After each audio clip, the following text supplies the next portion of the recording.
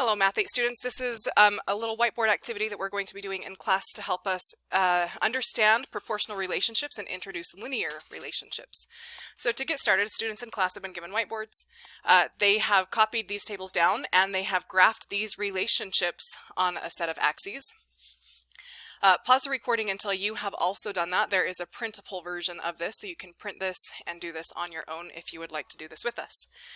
Now, students in class have already done this, so let's take a look and check our graphs. How'd you guys do? Okay. Now, I want us to talk about some things that we are seeing both in the relationships and the tables, ultimately leading to what we want to do here is write these equations. So we have seen this table a couple of times. Can we write the equation for this table? This is a 7th grade level problem. Okay, what is the equation for this first one? Fits.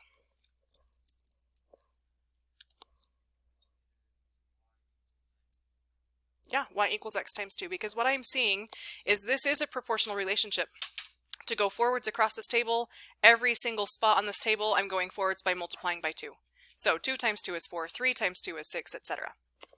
That means even if I'm starting with the variable x, I still know that I'm going to go forward across this table by multiplying by 2, and that is going to equal y. So the equation x times 2 is equal to y, or y equals 2x, is exactly how we represent this. Now, this number 2 is especially important. I'm just going to focus on just this graph for just a second. This is especially important. Where can I see that relationship? In our graph. Where can I see that relationship? Here is that same line right here. Blue table, blue line. Where do we see that really important number of 2 on that graph? Sam? Yeah, it's the rise over the run. So no matter where I'm going, I can pick a crosshair point and see that I'm going up 2 and I'm going over 1. So we can see that constant of proportionality, it's also represented in the graph as the slope, the rise over the run. That's exactly right. So we are seeing some interesting things here in our red table and our red graph. Based on what we learned last year in 7th grade, is this red graph, is this red line, is it proportional?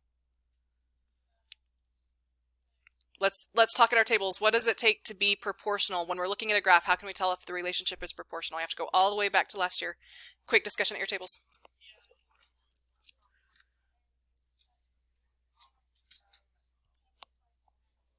Okay, now come back and tell me. In order for a graph to be proportional, what characteristics does it need to have? Danielle? Yes. Yep, has to be a straight line that goes through the origin. Yes, it's a straight line. Is it going through the origin? No. So is this going to be proportional? No. Let's confirm by looking at the table. How does a 1 change to a 5? Times 5. Is that the same everywhere else on the table? 0 times 5, is that going to be 3? 0 times anything, is it going to be 3? No. What about this? 3 times 5, is that 9? No, it is 3 times 3 is 9. So we do not have a constant of proportionality. So we saw it with the graph. It's not going through the origin, so it's not proportional. And we're also seeing in the table we can't find a constant of proportionality. There is, however, a relationship. I want you to, one more time, observe these two relationships that have been graphed. What do you notice about them? What do you observe about these two relationships? Jaden? They're parallel. And because they're parallel, what does that mean? Same slope, exactly. If this is going up 2 and over 1, then I'm going to see the exact same thing here. This is going to go up 2 and over 1. That's what keeps them parallel, because they're both changing at the exact same rate. Fitz, you have another question or comment? Okay. So my question to you is this.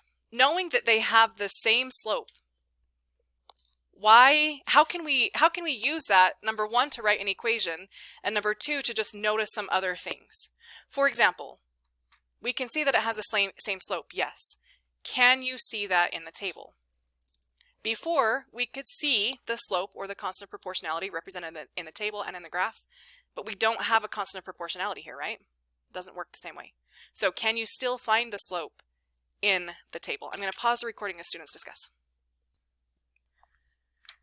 Can we see a same type of relationship looking for that slope of 2? Can we see it anywhere in the table? What do you see? Let's see those hands so I know who I can talk to. Let's go to Brock.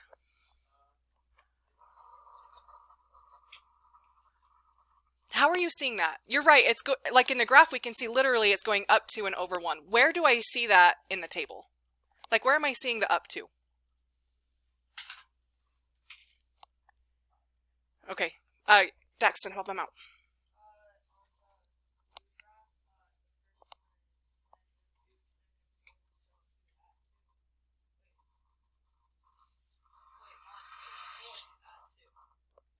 Are you talking about the blue table or the red table? Yes, good. So how does a 2 change to a 4? It's going up 2, right? How does a 4 change to a 6? It's going up 2, yes? Yes, Siley.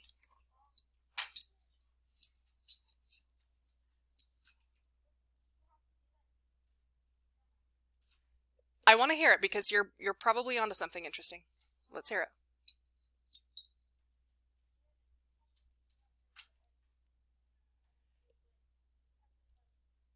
Exactly, that's exactly right. So remember that slope is composed of 2 parts, right?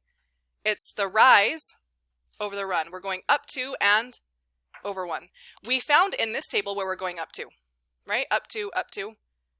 Where are we seeing the over 1? Right here, because the x values are the ones that tell us that we're going left and right. And this is telling us that we're going over 1 because it's jumping up by 1. And how does it change from 2 to 3? We're going over 1, or it's increasing by 1. And we're seeing something interesting here, right? Is it still going plus 2? What are we seeing here?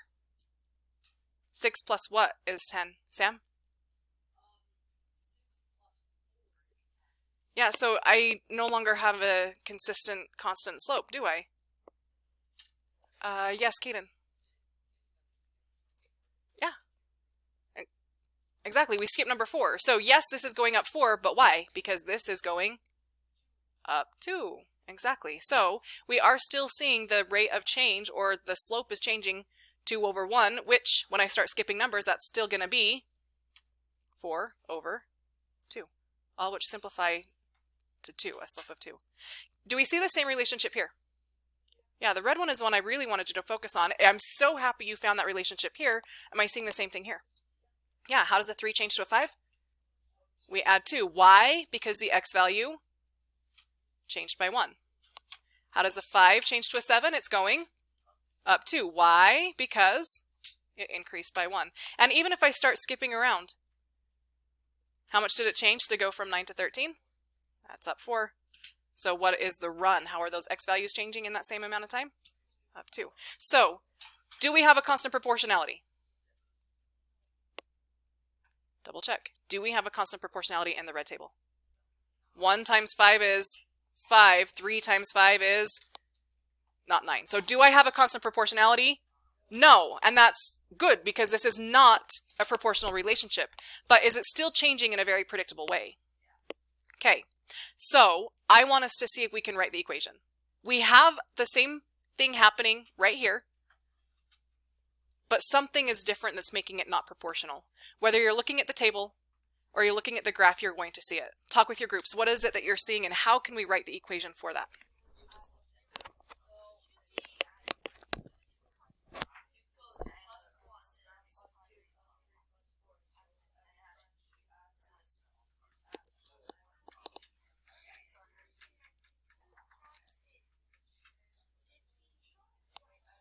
We're going to pause the recording.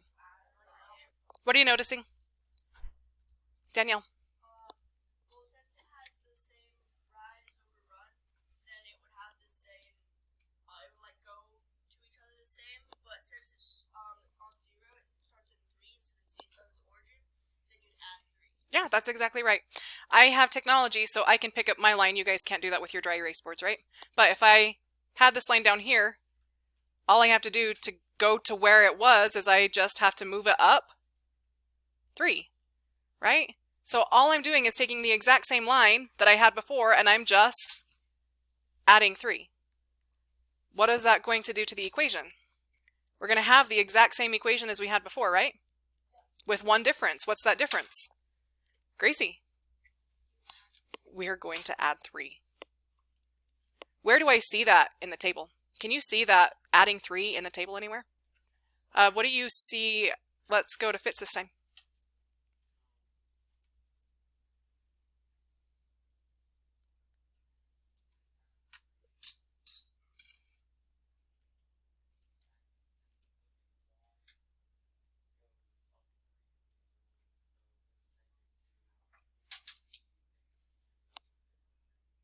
Good, yeah. So if we compare it to this, we can see it's -2, but what is it now? +3, it's 1. Exactly right. That's why originally it was proportional, it went through the origin, but we add 3. And so where do I see that +3, this information that we're adding 3 in the table? We see it right here where the x value is 0. This tells us that it's no longer going through the origin, but this is a really important point. We call this the y-intercept. Intercept sounds like intersection, right? It means the same thing. It's where it is intersecting the y-axis. It has a special name though. We don't call it the y-intersect. We call it the y-intercept. So let's have a visual of that as we go back to our graph. It is intersecting the y-axis here at 3. Okay, let's practice this a little bit more. Here is your next set of relationships that I want you to graph. Fun fact, the blue one is still the same. So I may have included a different value, but the blue one is still the same. It's the red one that's different. So keep this table and this graph the same, only making adjustments to this one. We're going to pause the recording as students get that graphed. You pause the recording as well while you get this graphed. See if you can write the equation for it as well.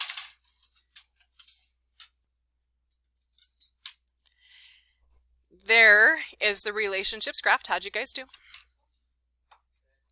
Okay. And again, we're seeing some of the same things that we saw before, right? We are seeing that they have the same slope, up 2 and over 1, or rising 2 and running 1. We're seeing that in both of these relationships.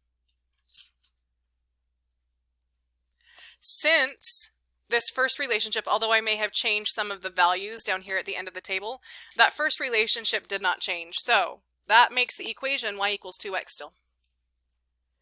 Why is it y equals 2x? Because everywhere on this table I am multiplying by 2 to go across. We can also see that too by comparing how the y values are changing to how the x values are changing. That is literally the definition of slope. You guys might remember in a couple lessons ago, we talked about slope is the ratio of the vertical distance to the horizontal distance. So that's what we're talking about here. The vertical would be the y. How is that vertical or y value changing? We're adding 2. Compared to the x, the change in the x, how is that changing? 1 to 2 goes up by 1. And even when I start skipping values, how is it changing if it's going from 8 to 14? Okay, I'll tell you. We're adding 6.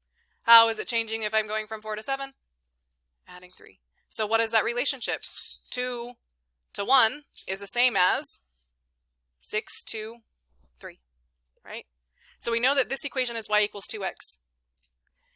Let's start with some basic questions. Is this proportional? No, it's not going through the origin. I can see that right here. I can also see that there is not a set constant of proportionality.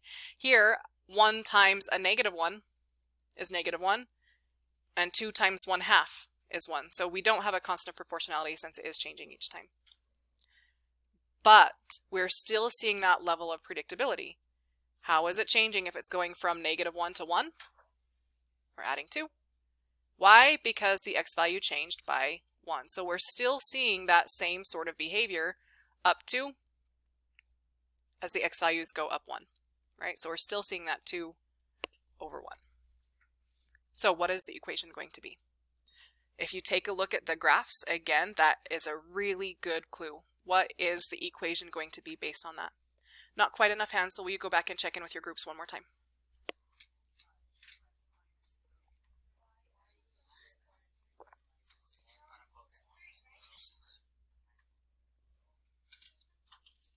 Okay, now that you've checked in with your groups, let's see those hands. What is the equation going to be for this relationship? Good. I like the number of hands. Let's go, Gracie. Yep, y equals 2x. And what's the main difference? Is it's down 3, right? So, minus 3. Y equals 2x minus 3. Here's some things that I want to point out that I did not make clear on the last example. Do you see how very clearly we're going across the table by multiplying by 2, right? We're going across this table by multiplying by 2, but that's not all. 2 times 2 is equal to 4. And what else do I need to do? Subtract 3. 4 subtract 3 is equal to 1. So we are still multiplying by 2 as we go across the table. It's just that we're also doing this other thing to it as well. We're also subtracting 3. Let's test out this one as well. 4 multiplied by 2 is 8. 8 minus 3 is 5. Okay? And you can see that right here because instead of going through the origin, it's going through 3 below the origin, negative 3. All right, now we're going to switch it up. Both of these tables are new. Both of these tables are new, so you're going to want to make changes to both of them. The most important part is graphing them. If you can graph them and then write the equation, that's great. You do not need to copy down the tables. I want you to focus instead on graphing these relationships and writing the equation. We're going to pause the recording as students do this, and you are also going to do this on your own before continuing in the video. Okay, let's check our graphs. How'd you guys do? Okay. Let's find the slope. I don't care which one. Maybe let's start with the blue one, because that one was the one that was done first. What's the slope? Got to find some crosshair points, right? Like this one and this one. What's that slope, Maverick? Yeah, up 3 over 2. So that would be a slope of 3 over 2, or simply 3/2, right? And I almost don't even really need to count the slope of the red line because I can see that these lines are parallel, so I know that they have the same slope. But let's be good students, let's count it anyway. What do we see? Up 3 and over 2, just like we thought it would be. Can we see that relationship in the tables? Yeah. How is it going? How is it changing? If the y value, that would be the rise, if the y value is going from 0 to 3, it's increasing by 3. But here's where I switch things up from the other two tables. How is the x value changing? Yeah, it's going over, or it's increasing by 2, right? So what is the slope of this? 3 over 2, 3/2. Even here, how is it changing now? Oh, that I didn't skip any values on this table, so never mind. 3/2, right? Everywhere on this table, we're seeing that it's increasing 3 in the y value as it increases 2 in the x value. Therefore, what is the equation? Y equals what?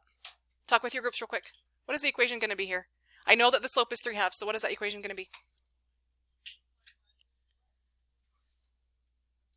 I'm hearing a lot of 1.5. Fractions or friends? Whenever it's slope, fractions or friends? Okay, what would our equation be? Let's see the hands. Who wants to share? Hayden. Oh, you're so close. Instead of 2/3, remember it's the rise over the run. So instead of 2/3, it would be 3/2. Yes, y is equal to 3/2 x. Let's confirm. What is the constant of proportionality? How does a 2 change to a 3? And we're like, I don't know. I don't know how a 2 changes to a 3, but we could always work backwards. And if I'm working backwards, I would be dividing, saying 3 divided by 2. And how about that? There it is. Yes, Fitz.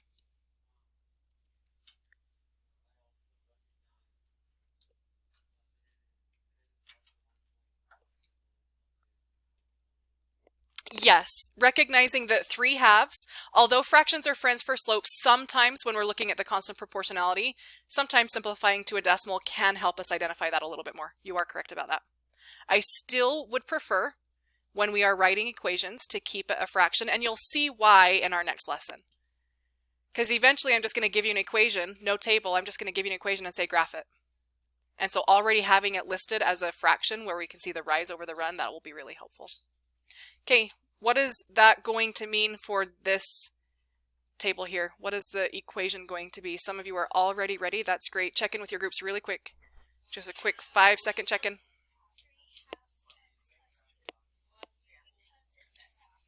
Okay, now come back to me. What do you think? What is that equation? Gabe.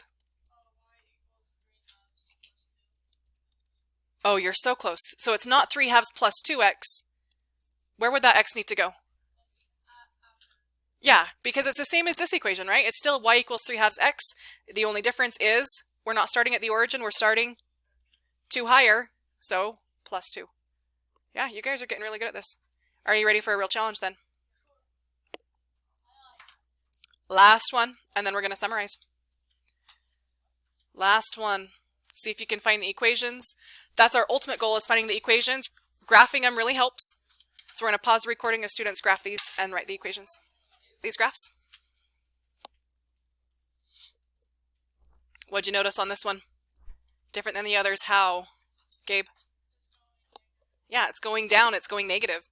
So, few things to check. What's the slope? Crosshair point. Rise is down. Exactly. So it's not 2, it's negative 2. And the run is going to the right, so that is a 1. So the rise over the run is going to be a negative 2 over 1, or simply negative 2 is fine. And we're seeing that with both of them, yeah? Because they're parallel, once again.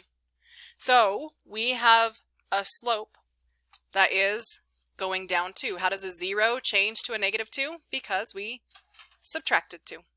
How does a 0 change to a 1? Because it increased by 1. So what does that mean for the slope? Negative 2 over 1 is a negative 2. And just like most of the other tables, I've skipped a value. So how is it changing now? How does that negative 4 change to a negative 8? Because we subtracted 4 this time. Why 4 where everywhere else is 2? Because the x values didn't just change by 1, the x values here changed by 2. What's the equation here?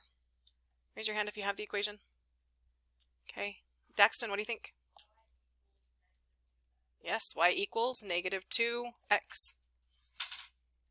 Once again, you can also see that constant proportionality. How does a 4 change to a negative 8? Because we're multiplying by negative 2. And we see that negative 2 here in how that table is changing. What's that going to mean for this table here? We see the sum of the same behaviors, right? How does a 5 change to a 3? Subtract 2. Why? Because the x value changed by increasing by 1. So we still see that negative 2 over 1. What is the equation for this one? Good. Let's go Emma. You got it. Y equals negative 2x. But here's the difference. It's not going through the origin. It's going up 5 higher. So negative 2x plus 5. Okay. Really good job today. Let's summarize. This is what has been passed out to you at your tables.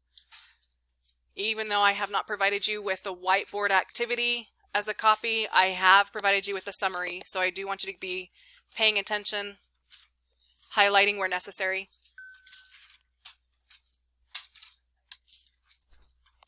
As we learned in our previous unit, slope is a ratio of the vertical distance to the horizontal distance, or simply put, we call it the rise over the run. This ratio is sometimes called the rate of change. Why is it the rate of change? Rate is short for ratio, and that's what this is, right? It is a ratio. Why is it the ratio of the change? Because if you take a look at any of these examples, we're not just looking at how the y value is changing, we're also looking at how the x value is changing. So it is a ratio, we're comparing them, and we're comparing the change in the y to the change in the x. So I have slope listed a whole bunch of different ways. The vertical to the horizontal. We usually call it the rise over the run. Also, it's the change in y over the change in x. This is important because when I'm looking at a table, it's harder for me to visually see how much it's rising and how much it's running. Recognizing that it's the change in y divided by the change in x is a great way to view it in a table. And mathematicians are lazy. So we don't write the word change. We use this symbol here. It's called delta. Delta means change. Change in y divided by the change in x. where can we see the rate of change in a graph? In other words, where can I see that slope in a graph? Where do I see it? Yes. Crosshair points, what specifically am I looking for? When I find those crosshair points, what do I do after I find those crosshair points? Yeah, what am I really looking at?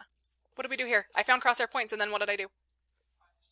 Find the slope. So in other words, I'm looking for the rise and the run. Exactly. So in a graph, this is where you're filling this in, because I left some blank for you to actually be engaged learners, and you're writing down the things that I'm writing down. When I'm looking for rate of change, and I have a graph, I'm looking for the slope. Really, I'm looking for the rise over the run. So what if I don't have a graph? What if all I have is a table? Can I still find the rate of change? Yeah, what am I really looking for? Tells us right here, right? We're looking for how much the y values are changing and dividing it by how much the x values are changing. Understand, this still means the rise over the run. It's just, if it's a table, it's not as visual. And what about an equation? If all I gave you, I'm going to scroll, if all I gave you was just that, can you still find the rate of change or the slope? Yeah, what is it? On these examples, what is the slope or the rate of change looking at just those equations? Not 2. -2, exactly. So where do I see it in an equation? I'll keep it there one more time. Where specifically is it? How can you describe it? How did you know it was the -2 and not the 5? Daxton. Yeah, when it's being multiplied by x. Exactly right. Let's write that down. When all I have is an equation, where do I see it? It's what's being multiplied by x.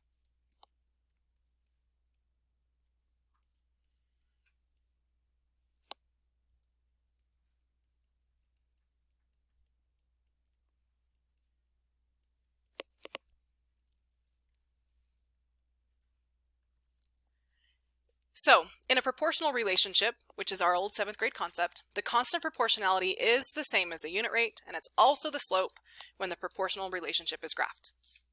So, we can see the constant proportionality, we're going across the table multiplying by 2. It's also that unit rate, 2 per 1. And we can see it in the equation, right? So, constant proportionality, just a quick review of all that we see there. But proportional relationships go through the origin. So what happens when we have a straight line, but it does not go through the origin? Can we still find all of those pieces of information? And the answer is yes. An equation of a proportional relationship takes the form y equals kx, where k represents that constant of proportionality / unit rate / slope. When the relationship is a straight line said fancy in mathematical terms, is linear. See why a line is linear. When a relationship is linear but does not go through the origin, it is no longer proportional.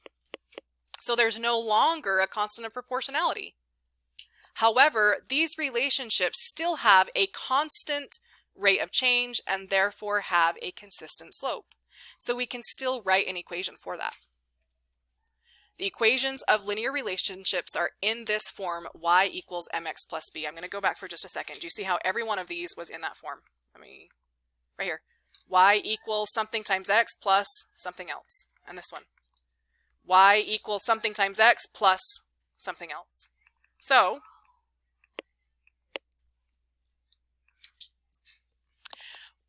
m represents the slope, and b represents the initial value, which I have in quotations, or the y-intercept. Sometimes we'll say it starts at something or other, so that would be the initial value, but we also have the y-intercept. To make sense of this, why we say initial value, I glossed over this because we were running out of time here. A plant grown from a seed increases 2 inches in height every week. Understand what that means. That plant growing from a seed has an initial height of 0, so our starting value would be 0. Or on this next slide, you can see I have another story. You buy a plant when it is 3 inches tall and it grows 2 inches every week. Notice in the story it is starting out at 3 inches tall. So that ends up being our y-intercept, yes, but that is why sometimes I might call it the initial value. So when I'm asking for the y-intercept, if all I give you is a graph, where can I see it? Obviously, that is going to be on the y-axis. That's why it's the y-intercept, because it's on the y-axis. It's where a line intersects the y-axis. If it's a table, where am I going to see that? Let's look at some of the examples that we've already done. Where is this crossing the y-axis? At 5. So what am I seeing in the table? When the x value is 0, the y value is 5. Notice, this is our x-axis. Here we're counting back 3, 2, 1, which makes this an x value of 0. So when the x value is 0, the y value is 5 over 0 and up 5. So let's put that into words. Where do I see the y-intercept on a table when the x value is 0?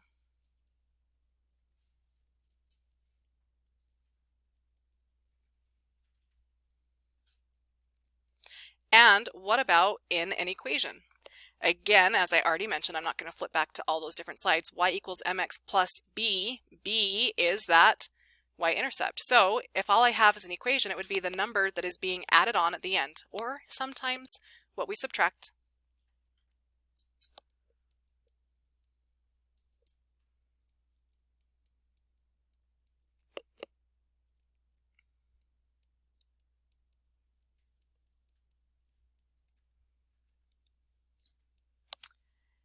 And in a story, as I mentioned, and we can see on this next slide, we can see that initial value in a story where something is starting. So the plant is starting at 3 inches tall. That's why we call it the initial value. So where do I see it in a story? It would be the starting value.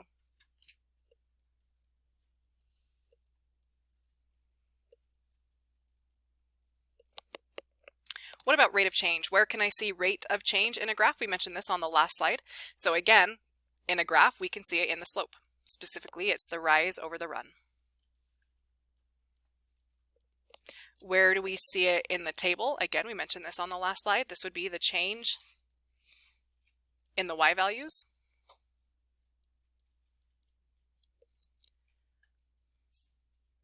Divided by the change in the x values. And lastly, in an equation, we can see that up above, we can see the rate of change or the slope. It's the m value, or in other words, the number that's being multiplied by x.